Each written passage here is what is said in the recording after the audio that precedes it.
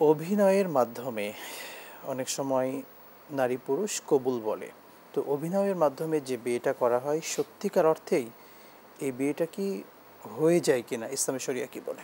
ধন্যবাদ আপনাকে। অভিনয়, নাট্য, তারপরে সিনেমার মধ্যে যে দৃশ্যগুলি আমরা দেখি, এর মধ্যে শুধুমাত্র একটা আপনি উল্লেখ করেছেন। অনেক সময় আমরা দেখতে পাই একজন কাজীও ঠিক থাকে, তারপরে লোকজন থাকে, একজনের বিবাহ পড়ায় দেন, তো সেক্ষেত্রে বলে যে অমুকের ছেলের সাথে একটা দেনমোহরটা শুরু করে মানে ইজাব কবুল বা সব কিছু। তবে এটা অনেক ক্ষেত্রে থাকে, এটা তো নাটক। আরেকটা হচ্ছে যে এখানে একটা জিনিস, সেটা হলো যে নিজের নাম, তারপরে কন্যার এগুলি একটু মানে আর্টিফিশিয়াল থাকে, মানে এটা ফলস থাকে, চেঞ্জ করে এটা করে। এটি কবিরা গুনাহের কাজ।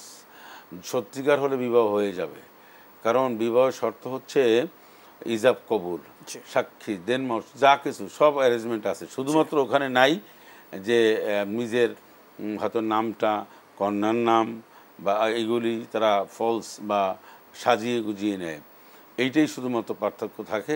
কিন্তু মূল বিষয়টা হচ্ছে অভিনয়ের পাঠ, এইটা ছাড়া কি আর দুনিয়ায় কি কোনো কিছু নেই? যে শরীয়তের একটা বিষয়কে নিয়ে তারা অভিনয় করতে হবে। শুধু তাই না, আপনি দেখবেন একজনকে প্রতারক, ভণ্ড বানানোর জন্য তাকে বানানো হয়, যার তাকে দাঁড়িয়ে। এই পয়েন্টটি গুরুত্বপূর্ণ, পয়েন্টটি একটু বিশ্লেষণ করে বলবেন আমাদের। মানে খলনায়ক চরিত্রে বা খারাপভাবে উপস্থাপন করা হয় দাড়ি টুপিওয়ালা মানুষদেরকে, বা এই সিম্বলগুলোকে খারাপভাবে উপস্থাপন করা হয় বিভিন্ন নাটক, সিনেমা বা অভিনয়ে। আসলে আমরা এই কাজটা ঠিক করছি কিনা? না, নিশ্চয়ই এটা এটা তো এটা ধর্মীয় দৃষ্টিকোণ থেকে একটি গুরুতর অপরাধ। কারণ শরীয়তকে হেয় প্রতিপন্ন করা হয়। একজন মানুষ যে খারাপ চরিত্রের অধিকারী, তার যাকে বানানো হয় খলনায়ক বলেন আর যা বলেন, তাকে দাড়ি টুপি তসবিও থাকে, তাকে টুপি থাকে, পাঞ্জাবি জুব্বা থাকে, তারপর আরবি ভাষা নিয়ে তারা মানে ব্যঙ্গচিত্র করে।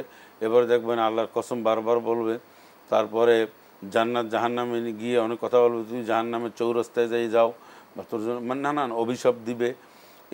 এই যে অনেক সময় আমরা দেখেছি যে একজন আরেকজনকে অভিনয় করতে গিয়ে মানে তো এমন সব অভিশাপ দেন যে অভিশাপগুলি মানে এভাবে উপস্থাপন করা হয়। শরীয়ত যেগুলি, এই জন্য তো শরীয়ত এগুলিকে নিষিদ্ধ ঘোষণা করেছে। শরীয়ত বলেছে এইরকম অভিনয়, নাট্য, সিনেমাও যারা বানাবে তারা সতর্কতা অবলম্বন করবে, এই জন্য এটা জায়েজ নেই। হ্যাঁ, লাহওয়াল হাদিস, সূরা লোকমানের মধ্যে বলা হয়েছে, তারপরে সূরা শুআরার মধ্যে বলা হয়েছে। হ্যাঁ, এইগুলি হচ্ছে সম্পূর্ণ একটি অনিসলামিক কার্যক্রম, শয়তানের ধোঁকা, শয়তানের কার্যক্রম, শয়তানের সৃষ্টি। এখন আমার প্রশ্ন হচ্ছে যে আমরা শরীয়তের বিষয় নিয়ে আমরা এগুলি ব্যঙ্গচিত্র কেন করি? আমাদের কি মরতে হবে না?